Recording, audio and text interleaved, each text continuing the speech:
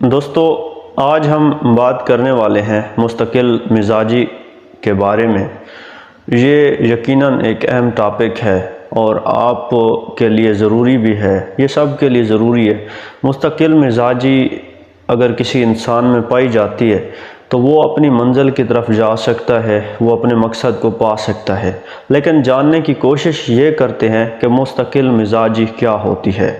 اس کے لیے آپ کو میں سمجھانا چاہتا ہوں کہ جب ہم کوئی کام کرتے ہیں، اگر ہم اس کام کو کسی تسلسل سے نہیں کرتے، ہمارا ارادہ پختہ نہیں ہوتا، ہم اس کو بے ترتیب طریقہ سے کرتے ہیں، اس میں کوئی ربط نہیں ہوتا، تو اس بات کا مطلب یہ ہے کہ ہم مستقل مزاجی کا مظاہرہ نہیں کر رہے۔ لیکن اگر ہم ثابت قدم رہتے ہیں اور جو کام ہم نے کرنا ہے اس کو کرنے کا پکا ارادہ کر لیتے ہیں اور اس کو کرتے بھی ہیں، تو یہ ہوتی ہے ہماری مستقل مزاجی۔ تو اس کی اہمیت بہت زیادہ ہے۔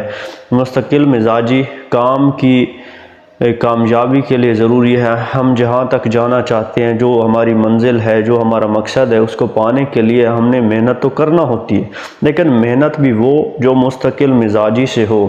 مستقل مزاجی بہت ہی ضروری ہے۔ کام کا ڈسپلن اور مستقل مزاجی ثابت قدمی یہ فیصلہ کرتی ہے کہ ہمیں منزل کس قسم کی ملے گی۔